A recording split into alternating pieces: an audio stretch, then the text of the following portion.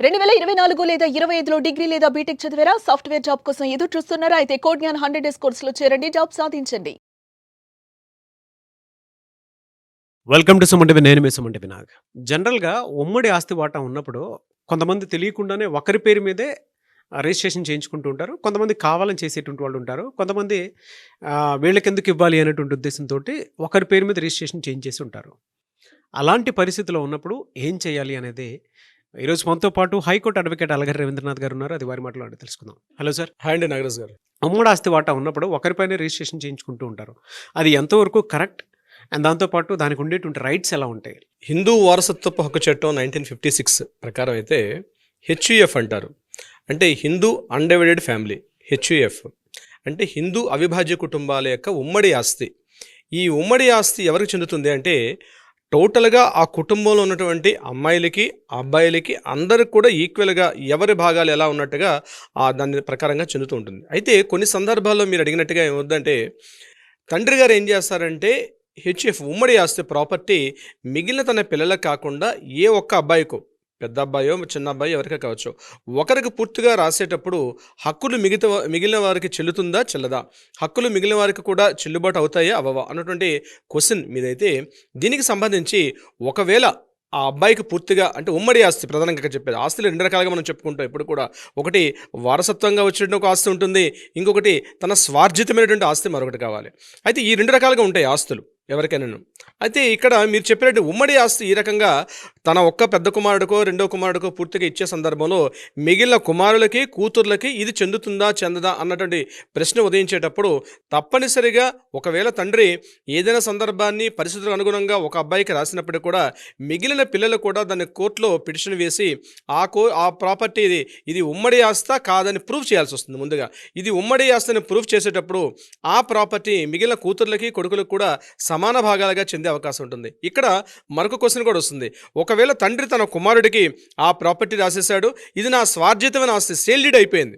సేల్డీడ్ అయిపోయిన తర్వాత కూడా ఇది నా స్వార్జితమైన ఆస్తి అని చెప్తూ కూడా అతను తన పిల్లలకి మరలా ఒకవేళ ప్రాపర్టీ రాసేసాడు అనుకోండి, ఇది తన స్వార్జితమైన ఆస్తి కాబట్టి మరలా ఉంటే ఎక్కడ తన బ్రదర్స్ ఎక్కడ అడుగుతారని చెప్పి, లేకపోతే సిస్టర్స్ ఎక్కడ అడుగుతారని చెప్పి అతను తన పిల్లలకి రాసిన క్రమంలో కూడా అటువంటి సందర్భాల్లో కూడా వాళ్ళ మధ్య జరిగిన ఏదైతే ఒప్పందం ఉందో, వాళ్ళ మధ్య జరిగిన ఏదైతే సేల్డీ డాక్యుమెంట్స్ ఉన్నాయో ఇవన్నీ కూడా నల్ అండ్ అవాయిడ్ అయిపోతాయి. ఖచ్చితంగా ఇప్పుడు ఈ మిగిలిన పిల్లలందరూ కూడా కోర్టులో దీన్ని ఫైట్ చేసి ఆ పిటిషన్ పెట్టి మేము కూడా లీగల్ హెయిర్స్గా ఉన్నాం, ఇది జాయింట్ ప్రాపర్టీ కింద వచ్చిన ప్రాపర్టీ కాబట్టి అది ఆస్తి కావచ్చు, పొలం కావచ్చు, స్థలం కావచ్చు, కమర్షియల్ కాంప్లెక్స్ కావచ్చు, ఏదైనా సరే ఇది ఉండాలి, అది లేదని కాకుండా వీళ్ళందరికీ వస్తుంది ఆ ప్రాపర్టీ ప్రకారం. అయితే ఇక్కడ ఏం చేయాలి, వీళ్ళు క్లాస్ 1 లీగల్ హెయిర్స్ ప్రకారం వీళ్ళు ప్రూవ్ చేసుకోవాల్సి వస్తుంది.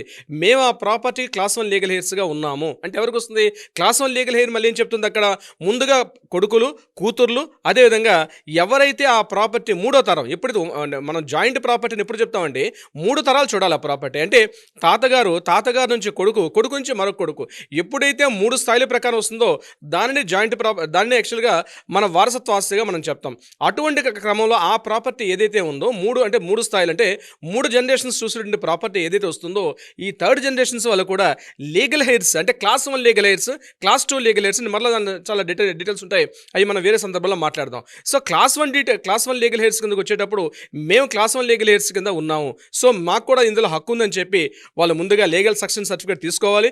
ఆ సర్టిఫికేట్ తీసుకొని మేము కూడా వారసత్వంగా ఆ ప్రాపర్టీ మాకు చెల్లుబాటు అవుతుంది, ఇది ఉమ్మడి ఆస్తిని ప్రూవ్ చేయాల్సిన అవసరం కూడా ఎవరైతే పిటిషన్ వేశారో ఆ పిటిషన్దారుల మీదుగా ఉంటుంది. వీళ్ళు ప్రూవ్ చేసుకున్న తర్వాత ఒకవేళ సేల్ డీడ్ జరిగినప్పటికి కూడా కోర్టు ఆ సేల్ డీడ్ని నల్ అండ్ అవాయిడ్ చేస్తుంది, పూర్తిగా నలిఫై అయిపోతుంది. కాబట్టి ఆ డాక్యుమెంట్ అయితే చెల్లే క్రమం అయితే ఉండదు.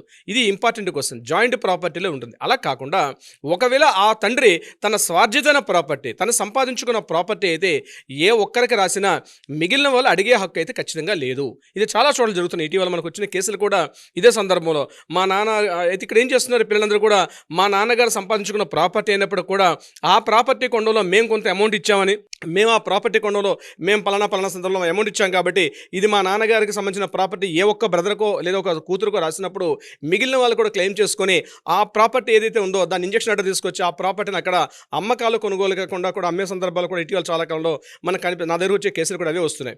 సో దీన్ని మళ్ళీ మనం హైకోర్టుకి అప్పీల్ చేసుకోవడం లేకపోతే డిస్ట్రిక్ట్ కోర్టుకి అప్పీల్ చేసి ఆ ఇంజక్షన్ ఆర్డర్ని మళ్ళీ మనం ఇంజక్షన్ ఆర్డర్ పైన మనం మళ్ళీ డిస్ట్రిక్ట్ కోర్టు కావచ్చు లేదా పై కోర్టు కూడా అప్పీల్ చేసుకునే అవకాశం కూడా ఉంటుంది. ఇక్కడ గుర్తుపెట్టుకోవాల్సింది, ఒకవేళ ఇంజక్షన్ ఆర్డర్ వస్తే వితిన్ 30 డేస్లోగా మనం దానికి వెళ్లాల్సిన అవసరం అయితే ఉంటుంది. అంటే ఇక్కడ స్వార్జితమైన ప్రాపర్టీ అయినా ఉమ్మడి ప్రాపర్టీ అయినా సరే స్వార్జితమైన ప్రాపర్టీ ఎవరికైనా రాసుకునే అధికారం ఉంటుంది. కానీ జాయింట్ ప్రాపర్టీ ఏదైతే వస్తుందో జాయింట్ ప్రాపర్టీని మాత్రం ఏ ఒక్కరికో మాత్రం రాసే అధికారం లేదు. మిగిలిన వాళ్ళు దాన్ని ప్రూవ్ చేసుకునే అవకాశం అయితే ఉంటుంది. నాగరాజ్ గారు, కొంతమంది ఇళ్లలో ఎలా ఉంటుందంటే ఉమ్మడి కుటుంబాలు కదా, నోరు తెరిచి మాట్లాడలేరు. బట్ ఈ వీడియో చూసిన తర్వాత డెఫినెట్గా వాళ్ళు క్వశ్చన్ చేస్తేనే తెలుస్తుంది, అంటే ఎలా వెళ్తే బాగుంటుంది అనేటువంటి దాని మీద. అలాంటి వాళ్ళు మీ అపాయింట్మెంట్ తీసుకొని అప్రోచ్ అయ్యి వాళ్ళకి కావాల్సినటువంటి లీగల్ రైట్స్ ప్రకారం వాళ్ళ ఆస్తిని వాళ్ళు పొందాలి అని అంటే మీ అపాయింట్మెంట్కి సంప్రదించవచ్చా? తప్పనిసరిగా నాగరాజ్ గారు, కింద స్క్రోల్ అవుతున్న నెంబర్ని కాంటాక్ట్ చేయగలిగితే మన లీగల్ టీం వాళ్ళకి అప్రోచ్ అవుతారు. అప్రోచ్ అయ్యి ఎవరైతే డీటెయిల్స్ కాంటాక్ట్ చేస్తారో వాళ్ళ డీటెయిల్స్ కూడా చాలా గోప్యంగా చాలా రహస్యంగా కూడా ఉంచుతారు. మీ డీటెయిల్స్ తోటి మీ దగ్గర ఉన్న డాక్యుమెంట్స్ తోటి ఈ లీగల్ టీం అప్రోచ్ అయితే డెఫినెట్గా కావాల్సిన సలహా సంప్రదింపులతో పాటు న్యాయ సలహా న్యాయం దిశగా కూడా పరిష్కారం అయ్యే విధంగా కూడా పరిష్కారం చూపుతారు. Nagaraj garu, anyways thank you అండి, thank you so much Alagiri Ravindranath garu. Thank you so much Nagaraj garu. చూసారు కదండి వీడియో. ఈ వీడియోపై మీ అభిప్రాయాన్ని కమెంట్ బాక్స్లో పోస్ట్ చేయండి. ముఖ్యంగా మీరు కనుక అలగిరి రవీంద్రనాథ్ గారి అపాయింట్మెంట్ కోసం సంప్రదించాలనుకుంటే స్క్రీన్ మీద మీకు కాంటాక్ట్ నెంబర్ కనిపిస్తుంది, దాన్ని మీరు కాల్ ఆర్ మెసేజ్ వాట్సాప్ చేసి వెంటనే అపాయింట్మెంట్ బుక్ చేసుకోండి. ఈ వీడియో లైక్ చేయండి, షేర్ మాత్రం తప్పకుండా చేయండి. ఇలాంటి మరిన్ని వీడియోస్ కోసం మా ఛానల్ ఫాలో అవ్వండి. Thank you. సుమన్ టీవీలో మీ పర్సనల్ అండ్ బిజినెస్ ప్రమోషన్స్ కోసం కింది నెంబర్కి కాంటాక్ట్ చేయండి.